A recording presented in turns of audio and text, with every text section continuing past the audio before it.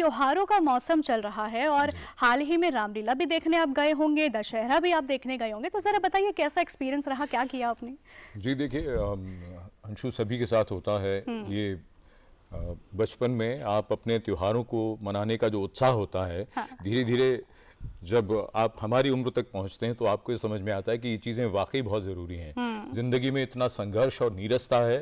और त्योहारों की अगर बात करें, भारत एक ऐसा अद्भुत देश है जहां पर हर रोज कोई ना कोई त्योहार मनता है। लेकिन ये जो दिन चल रहे हैं नवरात्र के बाद से जो शुरू हुए हैं और अगले महीने की पूर्णिमा तक चलेंगे, आज भी पूर्णिमा है और अगली पूर्णिमा तक लगातार एक ना एक त्योहार, पूरे भारत में इसकी जो धूमधाम है, ऐसा लगता है बाजार जाइए तो आपका मन करेगा कुछ ना कुछ खरीदिए। हाँ, खरीदिए और अपने लिए भी खरीदिए। और जाहिर सी बात है, अब तो कई लोग इंतजार भी कर रहे हैं कि उनकी बारी आने वाली, उनको गिफ्ट मिलेंगे। आप इशारा समझ रहे हैं? इशारा समझ रही हूँ सर। मैं तो वेट कर रही थी कि आप मुझसे पूछेंगे कि मेरी क्या प्लानिंग है। वही एक महिला होने के नाते देखिए, मेरी तो सिर्फ शॉपिंग और शॉपिंग ही प्लानिंग में है। और बिल्कुल सही बात की आपने कि जहाँ त्योहार आते हैं वहाँ मुझे लगता है कि सिर्फ बाजार ही नहीं सजते हैं, बल्कि जो वहाँ के दिए हैं उनसे हमारा घर भी सजता है। उस दियों से हमारे घर में रोशनी भी होती है, और जब वो रोशनी होती है तो सिर्फ घरों में रोशनी नहीं बल्कि हमारी अर्थव्यवस्था भी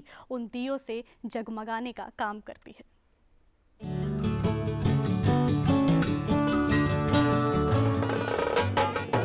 ढोल नगाड़ों की गूंज, रंग बिरंगी रोशनी और मंच पर जीवंत होती रामकथा। मान से ज्ञान और सुरापान से लज्जा, अहंकार से बड़े-बड़े विद्वान भी नष्ट हो गए हैं। रामकथा सिर्फ धर्म और आस्था का मंच नहीं, बल्कि भारत की कला, संस्कृति और परंपरा का जीवंत प्रतीक भी है।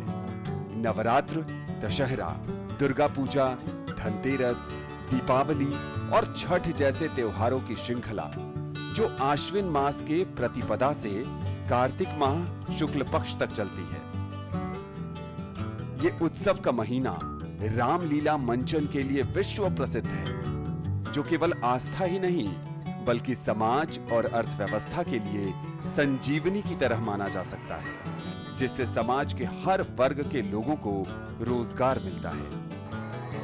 जहां एक ओर मंच पर श्री राम लखन संवाद गूंजते हैं, वहीं मंच के बाहर दर्जनों परिवारों की रोजी रोटी जुड़ी होती है। कलाकार, संगीतकार, वेशभूषा बनाने वाले, प्रसाद वितरण और भंडारा की व्यवस्था में लगने वाले लोग, सभी को इन आयोजनों से कहीं न कहीं हर तरह का रोजगार जरूर मिलता है।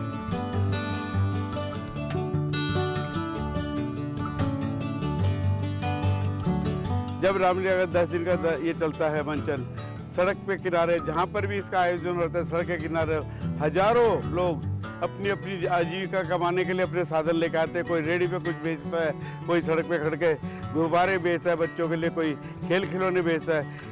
ये केवल धार्मिक आयोजन ही नहीं, बल्कि छोटे छोटे व्यवसायों के लिए भी सुनहरा अवसर है। ये बदलते मौसम के कारण ठप्प पड़े रोजगार, उजड़े फसल, बाढ़ में डूबी उम्मीदों को जोड़कर पुनः नवजीवन शुरू करने की संजीवनी है। त्योहारों के इस मौसम में स्थानीय बाजारों में रौनक बढ़ जाती है। सरकार भी त्योहारों को ध्यान में रखकर ग्राहकों के हितों के लिए कई महत्वपूर्ण फैसले लेती है। पिछले दिनों जीएसटी पर फैसला इसका बड़ा उदाहरण है। इसके बाद से कई कंपनियां आकर्षक ऑफर भी दे रही हैं। इससे न केवल व्यापार बढ़ता है, बल्कि स्थानीय अर्थव्यवस्था में भी नई जान आ जाती है।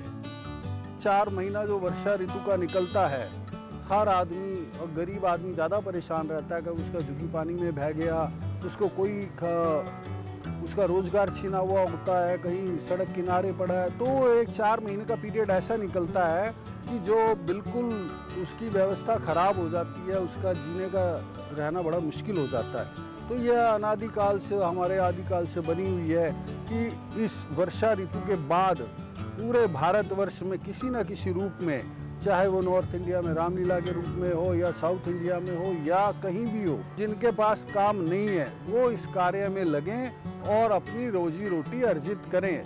उनको 1 महीना, ये पूरा 1 महीना चलता है, ये रामलीला नहीं है खाली, ये दिवाली तक, ये छठ महोत्सव तक पूरा महोत्सव चलता है। कला, संस्कृति और परंपरा का संगम, यही है रामलीला, जो पीढ़ी दर पीढ़ी हमारी धरोहर को संजोए हुए है और साथ ही छोटे बड़े सभी को रोजगार और अवसर प्रदान कर समाज और अर्थव्यवस्था को मजबूती प्रदान करती है।